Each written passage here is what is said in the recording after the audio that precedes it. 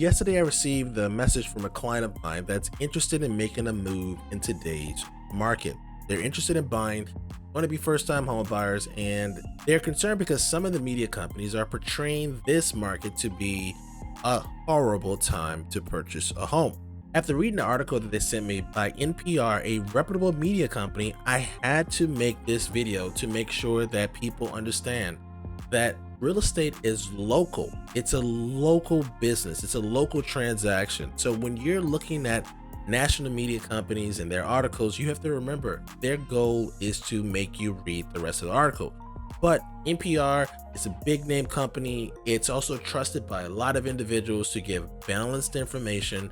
I want to address some of the inaccuracies that NPR stated about the real estate market. Now, these inaccuracies are probably true on the overall market, but real estate is local. So let's dive into this article and actually see what is really going on with the Northern Virginia real estate market. Hi, my name is Abraham Walker, and you're watching Where to Live in Northern Virginia. On this channel, we focus on creating content, both educational content, walking tours, and market updates that help you understand what you're getting yourself into when you're buying a home, selling a home, or investing in real estate. If you have any immediate questions for me, there is a link in the description to the Perfect Home questionnaire. Fill out that questionnaire and we can schedule a time to meet online and answer any questions that you may have about the Northern Virginia real estate market. So let's jump into this article. The article is titled, "Out of Whack, Lack of Homes for Sale Sends Prices Surging, Frustrates Buyers." Now, just off the bat, this title is true. There is some frustration by buyers with this current market, but it's really due to the fact that there is so much competition. When we look at the numbers very shortly, you're going to see that the competition is actually spurring more activity in Northern Virginia. This article continues and says, "A record low number of homes for sale is pushing up prices and making it harder for first-time buyers to afford home ownership. Many Americans are ready and eager to buy a home right now, but they're having trouble finding one." In Northern Virginia, this is a half truth. We're actually starting to see more people put their homes on the market, and that is opening up the market for more people to buy at this time. We're selling more homes right now than any other time in the last 5 years. The article continues, "Home sales edged down 6.6% in February compared with the previous month because there just aren't enough houses out there for people to buy." And that's just not true for Northern Virginia. In Northern Virginia, in February of 2020, we sold 1,194 homes. In February of 2021, 1,497 homes were sold. That represents a 25.4% increase year over year when you're comparing February to last February. I'm not saying that the article is wrong. I am saying that real estate is local. This article talks about the entire country. In Northern Virginia, not only do we have a strong jobs market, we have a strong education market. We're also a desirable place to be, and we constantly have companies opening their doors in this region. We can't simply look at national data and make sense of it. We can't. It doesn't apply to us. The amount of homes available does not meet the current buyer demand. As you saw with that data, 25% more homes sold in February than last year. And you have to remember, last year we didn't know about the pandemic until March. So February was just a normal month. I will say that one of the things that's causing more first-time home buyers to enter the market is that the interest rates are insanely low right now. My next door neighbor just refinanced at a 2% interest rate. Is it possible for the money to get any cheaper than 2%? I don't think so. We're seeing people respond to the incentive that the government has placed out there for more people to buy homes. It just so happens that in Northern Virginia, when people relocate to this area, they usually move into an apartment or a rental so that they can find out where they want to stay, because Northern Virginia is a rather large region. That means that those individuals that are in apartments aren't in apartments because they can't afford to buy a house. They're just getting their bearings as they make the move into the market. Let's continue reading. The housing market is out of whack, says Lawrence, chief economist at the National Association of Realtors.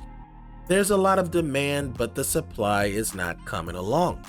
Yoon says homeowners in America collectively gained $2 trillion in home equity just over the past year alone as home prices rose 16%. Again, this section of this article does not apply to Northern Virginia. Our home prices only rose 9% in Northern Virginia. But when you consider the fact that our median sales price is almost twice as much as the rest of America, you'll see that 9% is a big deal. Now, why is the 9% increase in sales price important for our market? Since the average home in Northern Virginia increased in value by $50,000, we're seeing people take that money off the table, because you have to remember, just because the market goes up, you don't really get to see that increase in price if you're living in the property. So what's the best way to realize that gain? Is to sell your property. That's why more people are selling than ever before in Northern Virginia. But even with that increased supply, that does nothing for the demand that's going on in our market right now. Let's continue reading. A typical homeowner has gained $25,000 in home equity, Yoon says. He says that's great if you own a home, but it exaggerates the wealth gap because it makes home ownership harder to afford for would-be first-time buyers. I'm not really sure what the author of this article is trying to get at here, because if you think about it, we don't have enough houses for everyone to own a house, so there will always be a wealth gap. And if the first-time home buyers bought their house last year, then they also received a $25,000 increase, which now makes them more wealthier than their counterparts who didn't buy a house. There is no way of getting around this wealth gap. I'm not sure why this phrase is being used. There will always be a gap between the people who have and the people who have not. Speaking of wealth gap, I was representing a client in 2018 who was looking to purchase their first home in Falls Church. They had a $650,000 sales price using a VA loan. They were putting in offers after offers, and every property was a multiple offer situation. This was back in 2018. So this client decided, you know what, I don't want to buy right now because it's too competitive and the prices are increasing too much. So what I'll do is I'll sit on the sideline and I'll just wait for the market to correct. That was in 2018. Now in 2021, those same houses are almost $100,000 more than they were looking for in 2018. Now they are priced out of that neighborhood altogether because they sat on the sideline.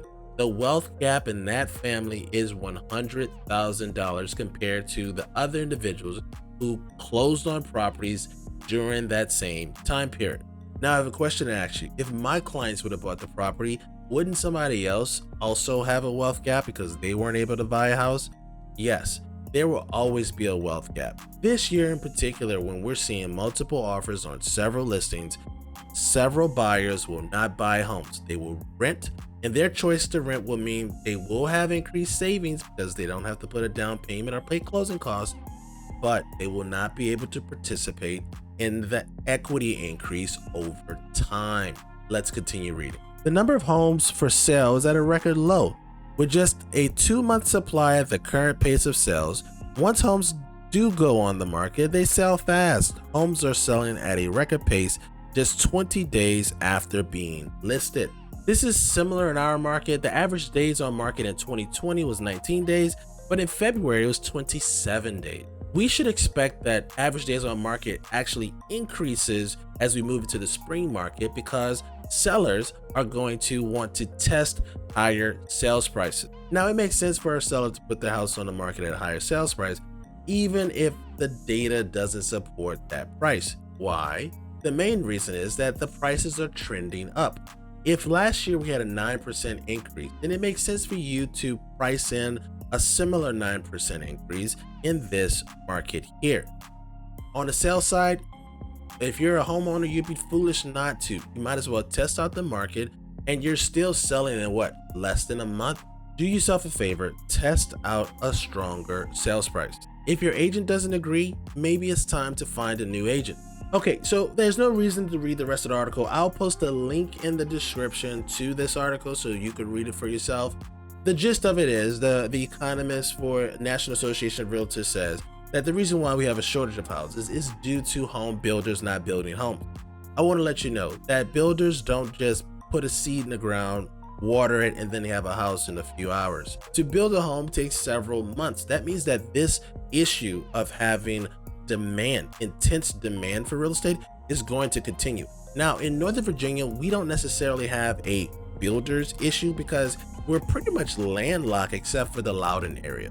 What we're seeing in our market is more akin to musical chairs, where sellers are moving either inside the region or outside the region, and then buyers are snapping up those houses. We should continue to see multiple offers, bidding wars, escalation clauses, the removal of all contingencies, as more first-time home buyers see the prices increase and they know that they're not in the market. So you're going to see people coming out of apartments, coming out of rentals that are trying to take advantage of this before they get priced out of the game.